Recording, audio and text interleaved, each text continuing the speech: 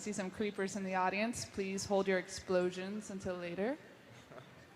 All right, so we're going to start with introducing ourselves. I'm going to start with Jeff all the way over the end of there. Hi guys, my name is Jeff Pease, and I'm the founder of Derpcraft Media, and I am staff on chosencraft.com. Hi, my name's Aaron. People usually call me Mumble RIT. I run Mutt's World 9. I'm Woody, also known as Woody's Gamertag, and I run a server called woodycraft.net. My name is Guus. I'm from the Netherlands. I'm a head builder of Witchcraft. Hello, I'm Steve, also known as Shmras. I am the owner of Witchcraft MC. Hey guys, I'm Morgan, otherwise known as Killer Pony, and I'm one of the head admins on Witchcraft. So, we're going to start with a couple questions. So, Steve, what got you into Minecraft? I had a friend that was playing Minecraft, and I heard this music, and I was like, wow, that's really interesting. I've never seen a game with that type of music, and then I heard the sounds of the mobs, and I was like, this is odd. So I bought a copy of it, and I was like, this brings back some memories of Legos and other things, and it was a lot of fun. Pierce? Well, a friend of mine introduced me to the game, and after a couple of rounds of single player, you want to do a multiplayer game, so get into servers. And after that, you want to start your own. Yeah, I see the theme here. It's all about friends. I didn't like Minecraft before I played it. I thought it sucked and I thought it was ugly. And I had a good friend who's such an awesome guy. I'd wait in line at the DMV with him. So when he says, Woody, let's do this, I was down. And then I got addicted like anybody else. Minecraft for me, it was really about trying to find. I was trying to get my brother to play with me, and it was kind of I wanted to learn how to play with Linux a little bit, and but nobody wanted to play with me. So I kind of had to get my name out there and get people on there before anybody would play Minecraft with me. So that's kind of why I made my Minecraft server. So I got a 16-year-old little brother who loves Skrillex, and Skrillex got him into Minecraft, and he's like, Jeff, come on, let's play this Minecraft game. And I'm like, all right, I got some time. And then, I just played with him, and we just started our pathway to doing what we're doing now. Me personally, I got dragged into it by a friend, and as soon as you could say, like, Minecraft, I was addicted. And now I'm here. So, hello, everyone. All right. So, Woody, how did you start your server? Oh, I didn't know we were jumping around. But yeah, so let's see. Administrator, a Minecraft admin came to me and said, hey, Woody, I think we can do something big here. If you people don't know, I have a YouTube channel with, I don't know, a million some subscribers. And they were like, hey, if we put your promotional background next to a Minecraft server, it could be big. And it is. Actually, I was part of a server, and I started building, and I was like, I could kind of do that differently, and build that differently, and add a few other things. So I was like, I want to start my own server. So we gave it a shot. All right. So, guys, what were some common problems that you encountered when you first started off the server? Like, how did you overcome them? So I guess, Woody. You looking at me? I'm looking at you. Yeah, so in running a Minecraft server, I could go on forever. The biggest, in life, the big problems are medical and emotional, right? Everything else, money solves, right? Broken cars, burnt down houses, all that stuff is no big deal. In a Minecraft server, the big problem is always emotional. It's working with the staff. It's having helpers that always represent the server the way you want it represented. It's having plugin developers that are as enthusiastic about the game mode as you are. It's having guys who are loyal to the server and want to put its best foot forward. A lot of times people are really motivated right up until the point where they get a staff position and then they've won and they kind of retire. Whereas from my standpoint, it's like, no, this is where the work just starts. The hardest part about running a Minecraft server, it's not technical, it's not financial, it's none of that stuff. It's having the right staff on your team. I always tell my staff, you represent me. You're presenting me to the players because I can't be there all the time. And that's your job. So, that is the hardest. It's just finding good staff that can do it. And I've been lucky, and hopefully you guys have been lucky too. Mixed luck. Anybody else have any common problems that they ran into?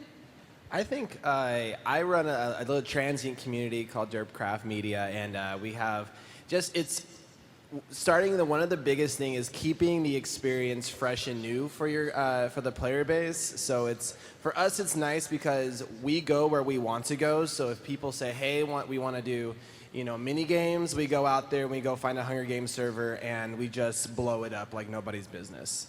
So I think it's about keeping it fresh is that starting problem for us at least. All right.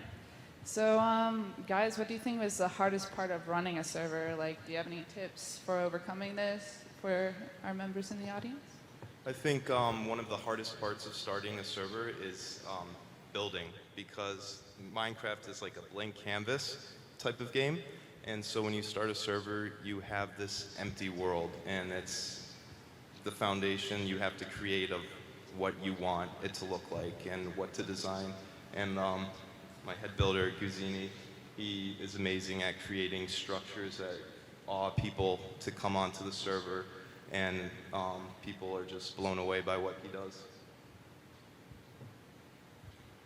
So yeah, to go on in that, if you start a server, if you want to maintain a server, you want people that join your server to stay there, to be impressed by your server, and if they're impressed by what they see, they're like, whoa, what's this? They're more triggered to keep on playing. So if I try to build something specifically for the server, it never works. It never works. I build something because I like it and want to build something out of my own imagination, and then afterwards we're like, oh, might use that floating castle for a spawn or for something else. But it's more like you want to attract people's attentions to a spawn building, which is the main thing of your server, and all those things. For me, the hardest part was just aligning what you can actually do in Minecraft. I mean, if you have programmers, you can do a lot, but Mojang kind of changes things every week and all that. So dealing with what the players want, keeping everyone happy, everyone's never always happy. You can't keep everyone happy. That keep everyone happy circles back to me too. It's customer service. That's the biggest thing on my server. So we have a lot of people on it. At max, we'll hit maybe 2,000 people on our server, and every day we break 1,200, 1,300 people. Keeping everybody happy is the hardest part. And then circling back to the staff thing, right? Like, I find that young guys, sometimes I call it winning customer service, right? You're not trying to win customer service. If you walk away with a happy customer, you won, right? If a player feels like they got what they needed, then they won. Don't try to win an argument, try to make them happy. And if you can do that, if everyone has that mindset, if everyone feels like they've been loved up, every player on our server, then we're doing it right. But customer service, there's just so many people, and there's a lot of wants out there. Yeah, I think one of the biggest issues, I think for at least like people who are just starting, would be that dealing with random people who come on and grief your server. I think a lot of those, with griefers, there are mods out there that can help prevent it. But like when you're running with a vanilla or a survival server, you want to keep that experience like as fresh as possible without having to like constrict a lot of activity. So I think one of those things, especially with confronting new people, especially when you hit that multiplayer and you start promoting yourself, is those random people who are just like, yeah, let me come on your server, and like, all right, now I'm gone, and now I just griefed your whole server. I think that's one of those hurdles as well for at least newer servers coming on board. So. Yeah, my server, I feel like a boxer. There's this protect yourself at all times thing. You say, hey, random people, come on. I get thousands of randoms every day, right? They don't all love me. Some of those guys would just love to have, the griefing woodycraft.net is on their trophy case, right? Hanging on the mantle. This is what I did. And, you got to be prepared for that before you launch on my server, because if I'm not, within 5 minutes, they'll find the weakness, and that's how it goes. It's hard to, when you're first starting, you have to find the tools that almost all the servers that are big use the same tools. And so, I mean, if you can go find one and talk to us, or us even, things like log block, world guard, I mean, those are pretty customary on any large server. So just finding those tools is key. Yeah. So going back to the customer service, how would you handle a player that's verbally being aggressive or stepping out of line, breaking the rules? Would you privately speak to them? Like, how would you handle it? Anyone can go. Me again? We- I'm sorry, I thought you were looking at me. We just mute them. We take them out of the channels.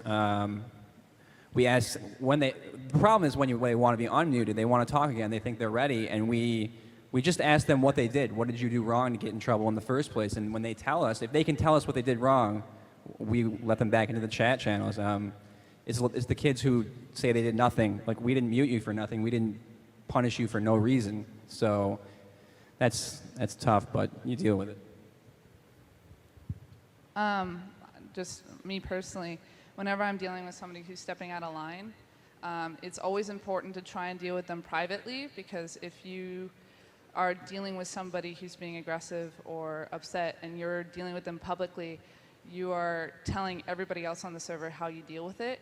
So it's better to handle it privately. That way you don't embarrass yourself and you're not embarrassing your players. You don't want them to feel like you're too aggressive or anything like that. You want to show people that you guys are professional and can deal with it. I think it's best to level with them and say, hey, what's going on? What's the cause of this? And kind of just talk to them. I know the Minecraft chat can be impersonal at times, but everyone's a human on there, so it's best to talk about it before that. And then if it's an issue, there's always the option to ban a player. Yeah, that's where I was headed too. I don't do a lot of muting on my server. I do warnings and I do bans. Right? And if you don't abide by the warning, then you're out of here. Ban, unban, I can do this all day. That's how we handle it. I think it's more about maintaining just for the other players. You're not really trying to punish the player. You're just trying to maintain the air on your server, just keep everyone else happy.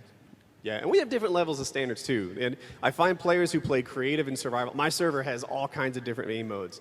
In the game modes that are competitive, where they're sword fighting, where they're hitting each other with axes and punching and stuff, the players are more aggressive and they tend to, talk more roughly to each other. If it's a building-oriented thing like survival or creative, then they tend to be partnerships and it's a loving environment. So when someone in creative is acting in a negative way, then we deal with them much more harshly than someone in, say, factions or kit PvP. If those guys are talking trash to each other, well, that's the nature of it. The same thing happens in Call of Duty, the same thing happens in Battlefield, the same thing happens in the PvP version of Minecraft. But if you're not loving in the creative and survival worlds, then we come down harshly on that quickly, because it's a different environment. Yeah, if you find someone in your server which you know of that is like rotten and infecting other people, I mean, you want to get rid of them. You can spend a lot of time trying to repair them, trying to convince them to change their behavior. Trust me, they won't. They won't. If you find out that someone is just trolling, okay, give them a warning or whatever. It's for fun. But if they're really intent on griefing or like making your server experience less enjoyable for other players, just my advice is get rid of them. Cancer spreads. All right, so we definitely talked about how to handle members, but we need people to handle those members. So what qualities do you look for in a person to be part of your staff team? Well, if you want to find staff for your server, like they said, you need someone that represents yourself. You need to trust them with the decisions they make. Make sure they know what they're supposed to do, because if you like, well, you can ban a player if you think it's needed. Well, that's a wide variety of when banning or when kicking or whatever. So make sure you have rules that everyone abides to, even your staff.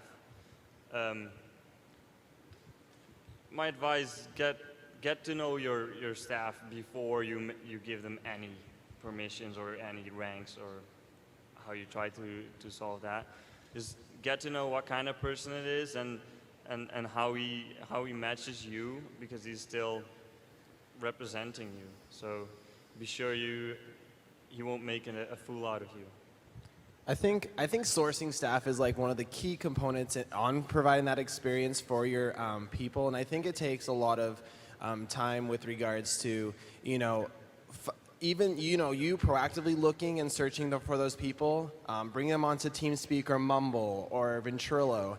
Get to know them, and don't look at age as a barrier. Look at anything as a learning, and the fresher they are, the better they are for you, because you can mold them into what you would like them to be as a leader in your community. So, Yeah, the question was, what do I look for in staff? If I were to pick two things, it'd be patience and loyalty, right? In terms of patience, they're going to be, anytime you do customer service, the guy that you're working with is probably angry. The guy that you're working with isn't having a good day. If he was having a good day, he wouldn't need help from my staff. So you need to go in there and maybe even tolerate a little frustration until he cools down and you can make him feel better. And then loyalty, well, that's just about making Woodycraft look as good as it can look, right? Don't go telling customers that there's something you would do differently. Don't undermine what the server's trying to put forward, or set forth your own vision. Line up, and we all march in the same direction. If the staff has loyalty and patience, they're going to work out. I think that loyalty is key. I think all too often you get players who, they'll buy a rank or they'll move up in ranks, and then they look at staff as the next rank to go up to. And it's really not. When you're staff, you're working for the server. You're not a player anymore. You are a worker. And it's a tough transition for a lot of people. They just look at it as a name or a title. So that's hard. I think finding staff is similar kind of to dating. You gotta get to know the person and know if you like them. And then, of course, be able to trust them, because having them on your server is giving them great power. And you just have to make sure everything meshes well together with the people you're choosing to help you out. Yeah, so going to the power thing, how do you deal with people that come onto your server and say, hey, I'm part of PMC, can I please review your server and give me op? We all laugh at them collectively. We blow them up, we kill them, we set them on fire, we throw them off, whatever we got to do, because we've seen it hundreds of thousands of times at this point. It's crazy. There was one video that did the Planet Minecraft thing that it worked, and I think since then it's been crazy. Yeah. If you didn't understand the question, there are people who come onto your server and say, hey, I'm from Planet Minecraft, which is a popular website. I need special permissions on your server to review this. And some silly server owners, I suspect, did that. It's a tough one to say. But now I think it's more of a running joke. Now if someone comes, says they're from Planet Minecraft and they want to review your server, don't be silly.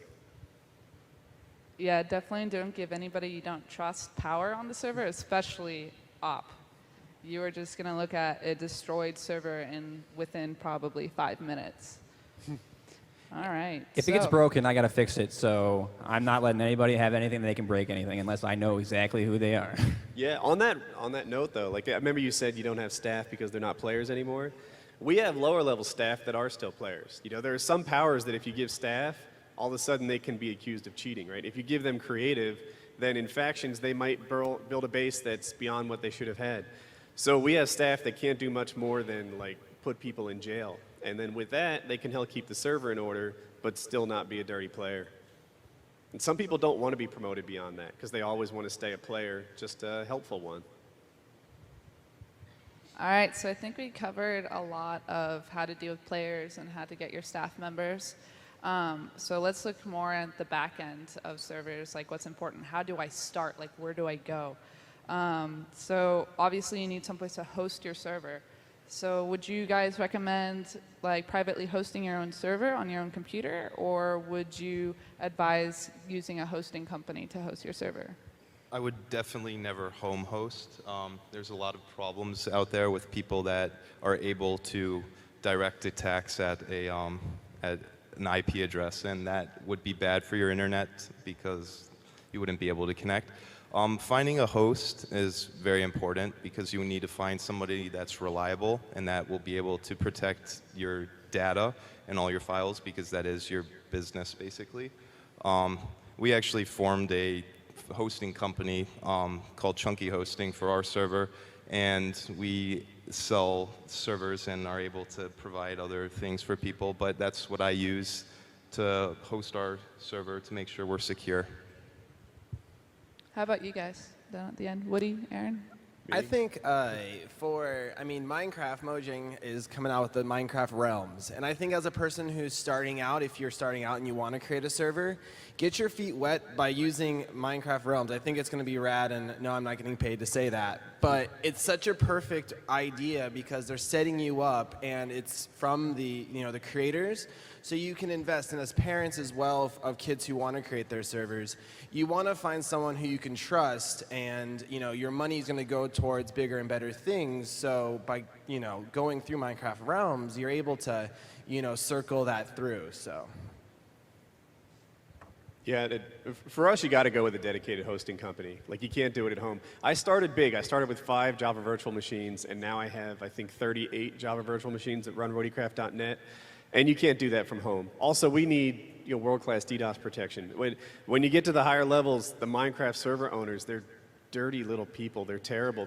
They attack you constantly. They attack your streams. They attack your house. They attack your Minecraft servers. And you have to have a hosting company capable of protecting you. So I pay thousands of dollars every month for my DDoS protection. And if I didn't, my servers would go down every day, every single day, 13 times a day. I think when you're starting out, you can go through a host or even Minecraft Realms, but you're always going to have issues when there's updates. Like Mojang just did an update, and the only way we were able to stay, keep up to 1.7.3 was just by running it ourselves and keeping up with the. When you use a host, you can't put in your own jars, you can't put in your own plugins. You have to wait for them to update you for them. So you're never going to get large as a small server, but you can get started. But you really need to learn how to run a dedicated server or have someone that can do it for you, or it's never going to get big. Yeah, definitely. If you're going to use a hosting company, you're going to need some cash. If you do it at home, you're going to need a pretty beast of a machine in order to run a Minecraft server off of it, because it's going to need it off RAM so that it doesn't crash, it doesn't lag, because members are not going to like a laggy server. Yeah, doing it from home is how you start. Yeah, that's how you get you and your friends playing together. If you're getting into running a Minecraft server that's for strangers, that's for other people, then you start getting into quality of service issues, and you need a pro running the machine in the back end. You probably need some money you're going to have to buy servers. Rent them. Whatever you have to do, you're going to have to put down some money if you really want to get up there to the later stages of having players and all that. Right. So on the topic of money, how do we get money for our server? Do you guys have a special donation system set up? Do you offer perks? What do you guys offer per your server? Because I know some of you have survival, PvP games. Woody, do you want to take it away? Oh, yeah.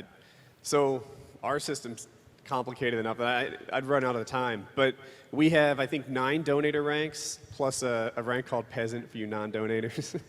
And on top of that, sometimes there are things in-game, special commands that you can buy.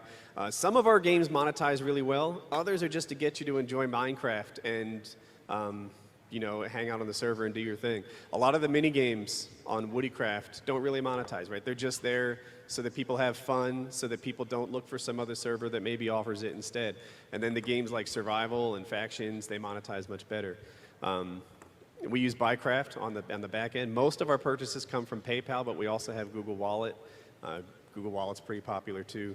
But yeah, in-game, people get ranks, and then mostly they like it for the daily kits, where they can get better stuff. We just had PvP, I could talk forever. The kit PvP, we just redid that so that it wasn't a pay-to-win thing. And now the higher donators get more options, but they don't necessarily get better classes, just more of them. I think that's a good key. The pay to win. It's a tough. You need to make money. You have to have servers. We all have expenses to have these players on our servers, so we need the money. But you don't want to create a pay to. I don't like to create a pay to win situation. People will want to pay just to have a title or to go be able to do one extra thing. But you have to balance it. You can't make one guy because he give you $10. You can't make him a god on your server because. You have other players that you really need to. It's not about the one guy. Even if he's going to spend a lot of money, you kind of have to balance it, and it gets tough. I need the money too, so I have to. It's a balance, right? Because the guy who doesn't pay says, "Hey, I want an equal shot at dominating this server," and the guy who does pay says, "Hey, I deserve some sort of reward. I supported the server."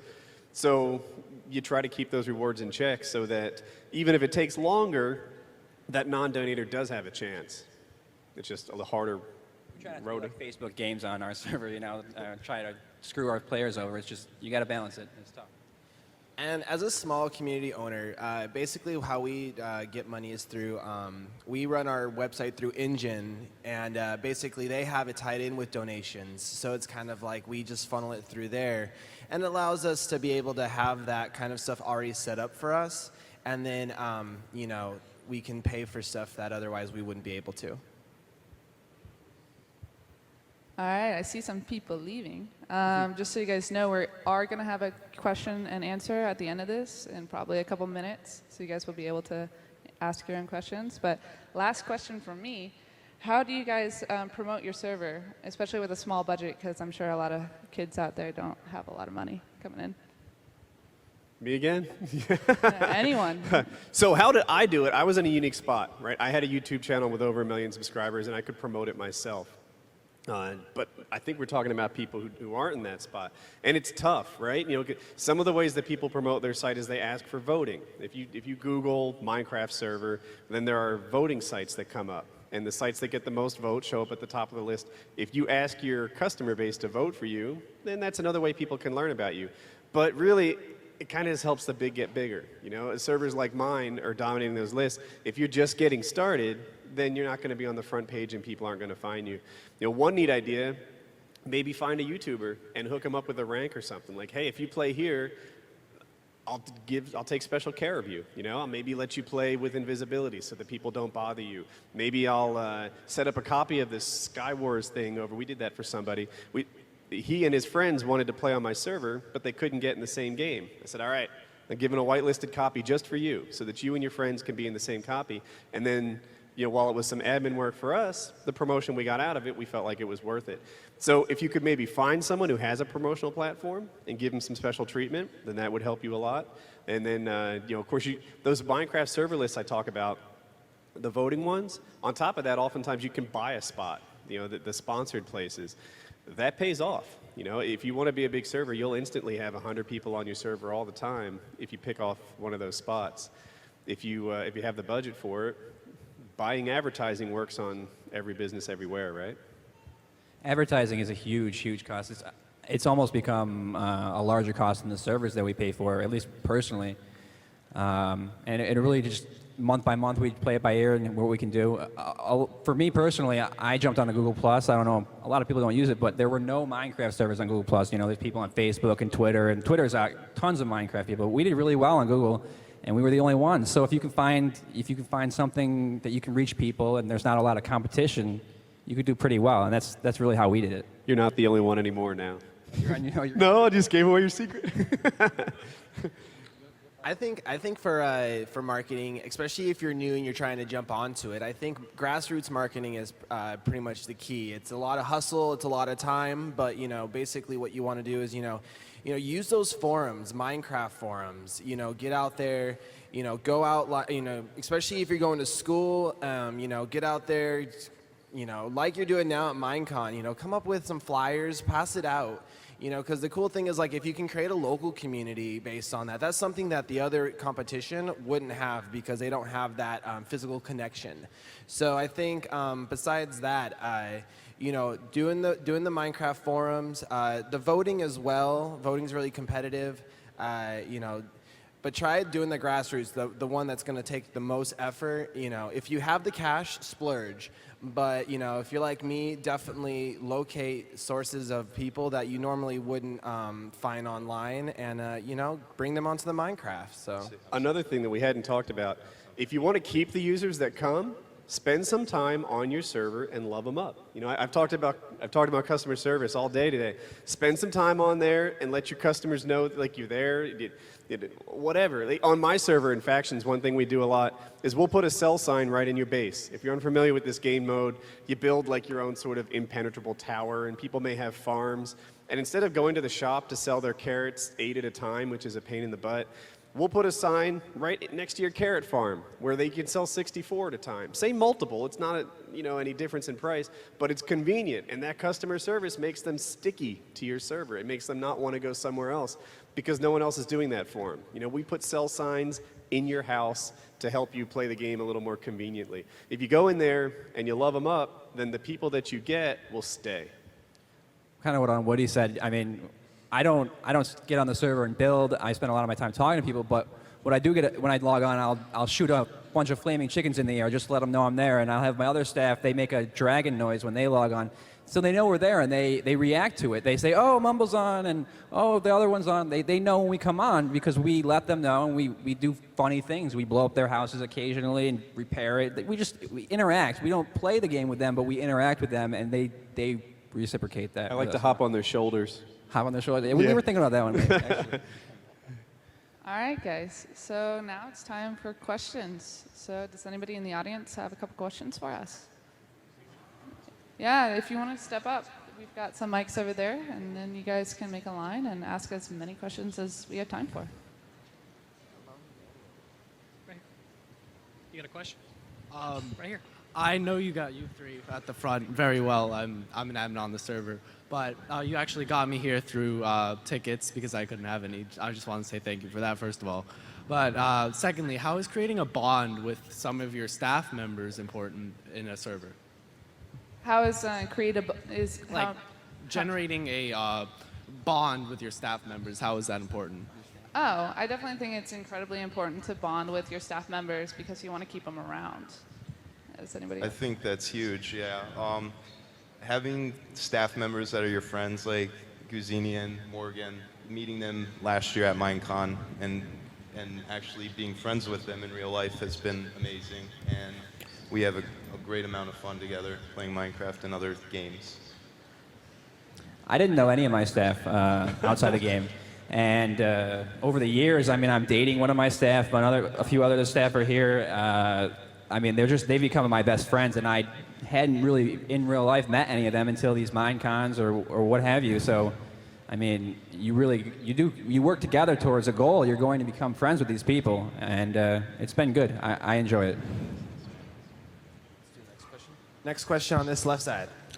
I was wondering, what's the recommended amount of dedicated RAM I should have to a server? I'm sorry, could you please repeat your question? Dedicated RAM to a server. RAM. If you're how running much off your RAM? PC. Oh, okay.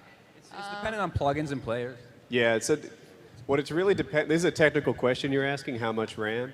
It's really dependent on how many chunks your players have loaded.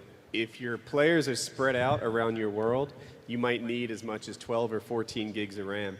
If you don't have many players in your game, and therefore they can't load too many chunks at one time, then you're okay at somewhere around 1.5 or 2 gigabits. Like around 10 Right. players, be 1 to 2, but once you start getting up over 100, you definitely need 5, 10 gigs of RAM. Yeah. All right, so on this side, what's your question? Two things. Would there be plugins that could easily build world edit? How you can easily build structures? Would there be other plugins like that? So, like, what plugins will help you build and help building go faster? Is that your question? Well, my server basically, I have this kind of around this castle, and it's really destroyed around it. I'm trying to clean it up, but it's really difficult because there's lava and destroyed blocks everywhere. Would there be a plugin that you guys know to clean this To help up? clean it up? Yeah, Yeah. I mean, if you use World Edit and if you carefully look at all the commands on it, because you definitely don't want to overload your server with too many blocks, you can drain the lava away. You can, if you use log block and if somebody griefed your castle, you can roll back what they destroyed. If you use WorldGuard or WorldEd, I'm sorry, you can regen the area if you're not concerned about you select things that aren't the structure and you just regen. I think it's just regen. That's the command, and it'll put it like new, basically. All right, your question on the left. What was your biggest obstacle in administrating the servers? I had another one. Finding staff, hands down. I have to agree with that. Finding staff, it's really hard. You have to find the right person. All right.